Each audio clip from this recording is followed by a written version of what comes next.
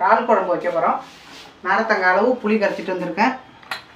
தனி மிளகாய் ஸ்பூனு, குழம்பு மிளகாத்தூள் 2 ஸ்பூனு, அது கூடவே தக்காளி ஒரு 4, உப்பு ஒரு ஸ்பூன் எடுத்து குழம்பு வைக்க போகிறோம். நல்லா வாசனையாக நல்லா டேஸ்ட்டாக இருக்கும். அதுக்காக தான் இது முள்ளங்கி போட்டாச்சு. அது கூட தக்காளி தண்ணி அப்படியே ஒரு விசில். நல்லெண்ணெய் ஒரு 3 ஸ்பூனு, வெங்காயம் 1 ஸ்பூனு, வடகம் 1 ஸ்பூனு, சின்ன வெங்காயம் அப்படியே மூடி வச்சுக்கும். கொஞ்சம் ரொம்ப நேரம் இறாலும் வேகக்கூடாது, அழுத்தமாக குழம்பு நல்லா கொதிச்சிருச்சு சூப்பராக.